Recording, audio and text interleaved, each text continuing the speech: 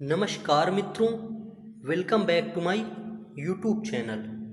मेरे इस YouTube channel में आपका स्वागत है।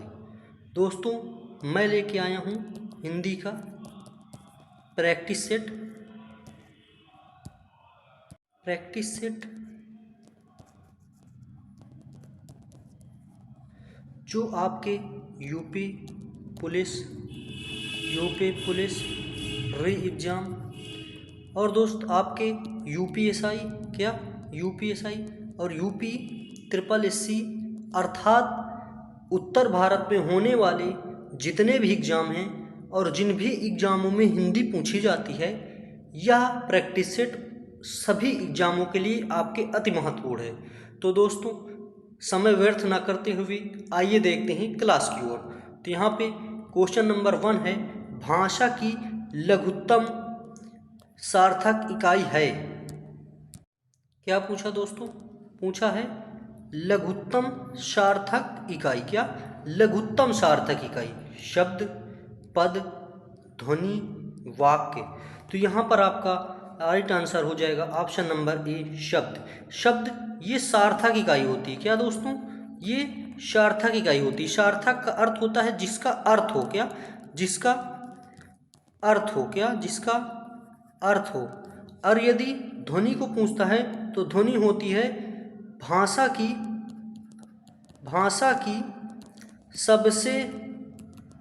सबसे छोटी मौखिक इकाई। क्या दोस्तों? मौखिक इकाई अर्थात बोलने के आधार पर मौखिक इकाई होती है। क्या? सबसे छोटी मौखिक इकाई ध्वनि होती है और सबसे छोटी सार्थक इकाई शब्द होती है। नेक्स्ट क्वेश्चन है, हिंदी भाषा के उद्भव और विकास का सही क्रम है। संस्कृत, पाली, प्राकृत, अपभ्रंश, बोली। संस्कृत, प्राकृत, अपभ्रंश, पाली, अपभ्रंश, संस्कृत, पाली, प्राकृत, पाली, प्राकृत, अपभ्रंश, संस्कृत, अवहट्ट। तो यहाँ पर आपका राइट आंसर हो जाएगा संस्कृत, पाली, प्राकृत, अपभ्रंश, अवहट्ट, ऑप्शन नंबर ए। क्या दोस्तों? Option number A, Avahatta. क्या? अवहट्ट। इसके बाद आपका आ जाता है पुरानी हिंदी। क्या दोस्तों? पुरानी हिंदी। ये आपका क्रम होता है हिंदी भाषा के उद्भव और विकास का। नेक्स्ट क्वेश्चन है, हिंदी की मूर्धन्य ध्वनियाँ हैं च छ छ ज, ट ठ ड ढ, प फ ब भ, त थ ध ध। तो यहाँ पर आपका राइट आंसर हो जाएगा ऑप्शन नंबर बी, ट ठ ड ढ। मूर्धन्य ध्वनियाँ हैं। क्या दोस्तों? मूर्धन्य ध्वनियाँ हैं। और ये आपका ये तालव्य ध्वनियाँ हैं। क्या दोस्तों? तालव्य ध्वनियाँ हैं।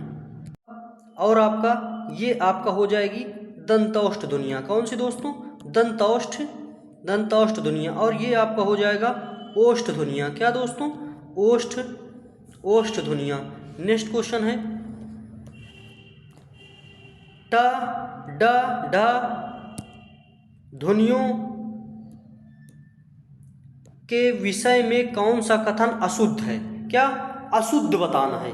यह तालव्य ध्वनियाँ हैं, यह मूर्धन्य उच्छिप्त ध्वनियाँ हैं, इनका प्रयोग शब्द के आरंभ, मध्य तथा अंत में किया जाता है, यह दोनों महाप्राण है। तो यहाँ पर आपका राइट आंसर हो जाएगा ऑप्शन नंबर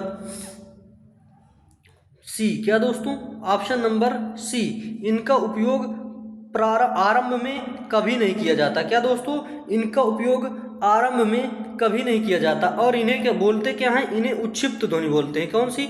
उच्छिप्त व्यंजन बोलते हैं। नेक्स्ट क्वेश्चन है, भूकंप किस प्रकार की संज्ञा है? समूहवाचक संज्ञा, जातिवाचक संज्ञा, भाववाचक संज्ञा, व्यक्तिवाचक संज्ञा। तो यहाँ पर आपका राइट आंसर हो जाएगा जातिवाचक संज्ञा। जातिवाचक संज्ञा क्यों है दोस्तों? प्राकृतिक आपदाएं। क्या? प्राकृतिक आपदाएं सभी दोस्तों इसमें आती हैं, जातिवाचक संज्ञा में आती है। समूहवाचक संज्ञा में क्या होता है? भीड़, सेना अर्थात ऐसे शब्द होते हैं। भाववाचक संज्ञा में भाव का बोध होता है। भाव अर्थात गुण, दोष, दशा, अवस्था। क्या दोस्तों? अवस्था। व्यक्तिवाचक संज्ञा में व्यक्ति विशेष की बात होती है। व्यक्ति विशेष की बात होती है, अर्थात जो दुनिया में अकेली होती है उसे व्यक्तिवाचक संज्ञा कहते हैं। जैसे हिमालय, श्री कृष्ण, श्री राम। नेक्स्ट क्वेश्चन है, नेता का स्त्रीलिंग रूप दिए गए विकल्पों में से कौन सा है? नेत्री, नेतृत्व, नेतानी, नेता। तो यहाँ पर आपका राइट आंसर हो जाएगा ऑप्शन नंबर ए। ता, बड़ा ता दोस्तों त्रा में बदल जाता है। किसमें? त्रा में बदल जाता है। जैसे कुछ शब्द त्रा से, जैसे धाता। क्या दोस्तों? धाता का हो जाएगा धात्री। क्या? धात्री। अभिनेता, क्या? अभिनेता। अभिनेता का हो जाएगा आपका अभिनेत्री। क्या दोस्तों? अभिनेत्री। अभिनेत्री हो जाएगा। नेक्स्ट क्वेश्चन है, मैं चलती थी में मैं का बहुवचन रूप है। किसका? मैं का बहुवचन रूप क्या होगा? हम, तुम, वे, सब। तो यहाँ पर आपका राइट आंसर हो जाएगा ऑप्शन नंबर ए, हम बहुवचन रूप होगा। मैं उत्तम पुरुषवाचक का उत्तम पुरुषवाचक है। कौन सा दोस्तों? उत्तम पुरुषवाचक। और ये मैं पुरुषवाचक का मध्यम पुरुषवाचक है। कौन सा? मध्यम पुरुषवाचक है। नेक्स्ट क्वेश्चन है, निम्नलिखित शब्दों में से जो शब्द विशेषण नहीं है उसका उल्लेख कीजिए। सतजन, दुर्जन, सुकुमार, मानस। तो यहाँ पे आपको विशेषण नहीं है बताना है। तो राइट आंसर हो जाएगा option number D. Option number D विशेषण नहीं है। नेक्स्ट क्वेश्चन है, प्रतिदिन किस प्रकार का क्रिया विशेषण है? रीतिवाचक, परिमाणवाचक, स्थानवाचक, कालवाचक। तो यहाँ पर आपका राइट आंसर हो जाएगा, अर्थात प्रतिदिन शब्द काल समय का बोध करा रहा। किसका? समय का बोध करा रहा। तो ये आपका कालवाचक हो जाएगा। कालवाचक। क्या दोस्तों? कालवाचक क्रिया विशेषण श्रेणी में आएगा। प्रतिदिन किसका बोध करा रहा? समय का बोध करा रहा। किसका? समय का बोध कराता है। किसका? समय का।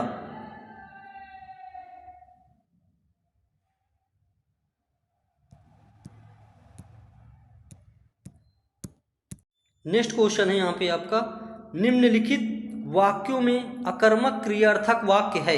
क्या दोस्त? अकर्मक क्रियार्थक वाक्य पूछा। अकर्मक क्रियार्थक वाक्य, बूंद बूंद से घड़ा भर जाता है, इस टब को पानी से भर दो, माँ बेटे को खाना खिला रही है, चाचा जी ने मुझे पत्र लिखा। तो यहाँ पर अकर्मक क्रियार्थक पूछा। क्या?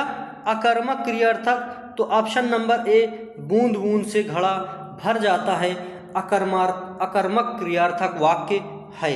नेक्स्ट क्वेश्चन है, पानी बाजार से कपड़ा खरीद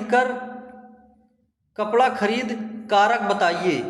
पानी नहीं, नानी है दोस्तों यहाँ पर। क्या? नानी बाजार से कपड़ा खरीद कर लाई, कारक बताइए। तो यहाँ पर आपका कर्ता कारक, करण कारक, कर्म कारक, अधिकरण कारक। यहाँ पर आपका राइट आंसर हो जाएगा कर्म कारक। क्या दोस्तों? कर्म कारक। कर्म कारक की विभक्ति क्या होती है? कर्म को, क्या दोस्तों? कर्ता ने, कर्म को करण से, क्या दोस्तों? करण से, अधिकरण में या पर, क्या दोस्तों? में या पर होती है। नेक्स्ट क्वेश्चन है, वह आई हो तो मेरी चिट्ठी उसे दे देना में कौन सा काल है? संदिग्ध वर्तमान, संभाव्य वर्तमान, तात्कालिक वर्तमान, सामान्य वर्तमान। तो वह आई हो तो मेरी चिट्ठी उसे दे देना संदिग्ध वर्तमान है। आई हो यानी पता नहीं आई है कि नहीं आई, संदिग्ध वर्तमान में आपका चला जाएगा। नेक्स्ट क्वेश्चन है, निम्नलिखित में से कौन सा भाववाचक का उदाहरण है? मैं पुस्तक पढ़ी जाती है, आम खाया जाता है, धूप में चला नहीं जाता। तो यहाँ पर आपका राइट आंसर हो जाएगा भाववाच्य धूप में चला नहीं जाता। क्या? धूप में चला नहीं जाता। नेक्स्ट क्वेश्चन है, आहा आप आ गए, वाक्य में आहा शब्द है संज्ञा, सर्वनाम, अव्यय, विशेषण। तो यहाँ पर आपका राइट आंसर हो जाएगा अव्यय। क्या दोस्तों, आहा शब्द में अव्यय है। क्या दोस्तों, अव्यय शब्द है, अर्थात यह अविकारी शब्द है। क्या, अविकारी शब्द है। संज्ञा शब्द क्या होता है, किसी वस्तु व्यक्ति स्थान का नाम। क्या दोस्तों, स्थान का नाम संज्ञा कहलाता है। क्या, संज्ञा कहलाता है। सर्वनाम होता है संज्ञा शब्दों की पुनरावृत्ति को रोकने के लिए सर्वनाम शब्दों की सहायता ली जाती है। विशेषण क्या होता है, विशेषण होता है जो संज्ञा सर्वनाम की विशेषता बताए उसे विशेषण कहते हैं। नेक्स्ट क्वेश्चन है, निम्नलिखित में से गिद्ध का तत्सम रूप कौन सा है, गर्दभ, ग्रंथि, ग्रद्ध, गंध। तो यहाँ पर आपका गिद्ध का तत्सम रूप हो जाएगा ग्रद्ध। क्या दोस्तों, ग्रद्ध। गर्दभ होता है गधा का, किसका, गधा का होता है। ग्रंथि होती है गांठ की। क्या दोस्तों, गांठ की। गंध होता है महक का, किसका, महक का। नेक्स्ट क्वेश्चन है, निम्नलिखित से तद्भव शब्द है अग्नि, पुष्प, शलाका, 14। तो यहाँ पर आपका तद्भव शब्द पूछा है तो तद्भव हो जाएगा 14। इसका तत्सम रूप होता है चतुर्दश। क्या दोस्तों, चतुर्दश इसका यह तत्सम रूप होता है। क्या, तत्सम रूप होता है और ये आपका तद्भव रूप है। कौन सा, तद्भव रूप है। नेक्स्ट क्वेश्चन है, पक्षी शब्द का पर्यायवाची है अंशुक, दुज, वरुण, तरुण। तो यहाँ पर आपका राइट आंसर हो जाएगा दुज। इसके अन्य पर्यायवाची खग, विहग। क्या दोस्तों, विहग, कामा, विहंग। विहग और विहंग दोनों होता है। क्या दोस्तों, विहग और विहंग दोनों होता है। पखेरु। क्या, पखेरु, परिंदा। क्या दोस्तों, परिंदा, पतंग। क्या दोस्तों, पतंग, शकुंत। क्या, शकुंत भी बोलते हैं इसको, पक्षी को, और चिड़िया बोलते हैं। क्या, चिड़िया भी बोलते हैं। नेक्स्ट क्वेश्चन है, अपसरण का विलोम है अभिसरण, अवसरण, शरण, उपसरण। तो यहाँ पर आपका राइट आंसर हो जाएगा अभिसरण। क्या दोस्तों, अभिसरण। अपसरण का विलोम हो जाएगा अभिसरण। नेक्स्ट क्वेश्चन है, निम्नलिखित में से असंगत विलोम शब्द युग्म कौन सा है, घात, प्रतिघात, प्रसारण, शकुंचन, शाश्वत, सदैव, खग, मृग। तो घात का विलोम शब्द प्रतिघात होता है, बिल्कुल सही है। प्रसारण का शकुंचन होता है, बिल्कुल सही है। शाश्वत का सदैव नहीं होता है। क्या दोस्तों, ये सदैव क्या है, ये अनेक समानार्थी शब्द है। क्या, समानार्थी शब्द है। जबकि शाश्वत का विलोम होता है क्षणिक। क्या दोस्तों, क्षणिक। शाश्वत का विलोम होता है क्षणिक। खग, मृग, बिल्कुल सही है। नेक्स्ट क्वेश्चन, तो आपका राइट आंसर हो जाएगा ऑप्शन नंबर सी। शब्द युग्म कौन सा असंगत पूछा है तो ऑप्शन नंबर सी असंगत है। नेक्स्ट क्वेश्चन है, इनमें से कौन सा शब्द मद का समानार्थी नहीं है। मद का समानार्थी नहीं है। शिथिल, गर्व, मद, नशा। तो यहाँ पर आपका राइट आंसर हो जाएगा शिथिल। क्या दोस्तों, शिथिल अर्थात ये किसका है, ये ढीला का पर्याय, ढीला का समानार्थी शब्द है। बाकी सभी मद के समानार्थी शब्द हैं। नेक्स्ट क्वेश्चन, निम्न विकल्पों में से अनेकार्थी शब्द समूह पहचान कर चिन्हित कीजिए। आँख, अली, अच्छी, आँच। तो यहाँ पर ये आँख अलग होता है, अली मतलब सखिया भौरा होता है। अंग, अव्यय, अंश, शरीर। कान, श्रुति, कर्ण, कच्छा। नाक, स्वर्ग, नाक केसर इज्जत। तो यहाँ पर आपका राइट आंसर हो जाएगा ऑप्शन नंबर बी, अंग अवयव अंश शरीर। यहाँ पर आपका राइट आंसर हो जाएगा। नेक्स्ट क्वेश्चन है, राज्य द्वारा निकाला गया आधिकारिक आदेश वाक्यांश के लिए एक शब्द है। अधिनियम, अध्यादेश, अधियाचना, अधिसूचना। तो यहाँ पर आपका राइट आंसर हो जाएगा अध्यादेश। क्या दोस्तों? अध्यादेश राज्य द्वारा निकाला गया आधिकारिक आदेश अध्यादेश कहलाता है। नेक्स्ट क्वेश्चन है, वह राजकीय धन जो किसानों को सहायतार्थ दिया जाता है उसके लिए उचित शब्द का चयन कीजिए। ऋण, तकावी, अनुबंध, अनुग्रह। तो यहाँ पर आपका राइट आंसर हो जाएगा तकावी। तकावी एक प्रकार का दोस्त किसानों को, जैसे कि किसान की खेती है, उनकी खेती में नुकसान हो गया और उनको अगली उपज के लिए उनके पास लागत नहीं है, तो वो राजा से या सरकार से तकावी ले सकते हैं, उससे अपनी जो है फसल को कर सकते हैं। उसके बाद जो फसल होगी उससे आप धीरे धीरे करके तकावी चुका सकते हैं। दोस्त आपको हिस्ट्री में थोड़ा बताता हूँ मैं। तकावी जो है, तकावी शुरू किया था एमबीटी ने। किसने? एमबीटी ने। एमबीटी मतलब मोहम्मद बिन तुगलक ने। किसने? मोहम्मद बिन तुगलक ने। मोहम्मद बिन तुगलक ने जब इसने दोआब कर को बढ़ा दिया था, इसको बाद में पता चला कि सूखा पड़ गया है, तब इसने तकावी सहायतार्थ किसानों की सहायता के लिए तकावी शुरू किया था। तकावी। नेक्स्ट क्वेश्चन है, नीचे दिए गए वाक्य के लिए मुहावरा बताइए। युवकों को रिक्त स्थान होने पर ही विवाह करना चाहिए। अपने पैर पर दौड़ने योग्य, अपने पैर पसारने के बाद, अपने पैरों पर खड़े, अपने मुंह मियाँ मिट्ठू।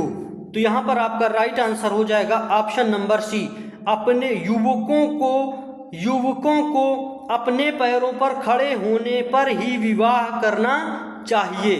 नेक्स्ट क्वेश्चन है,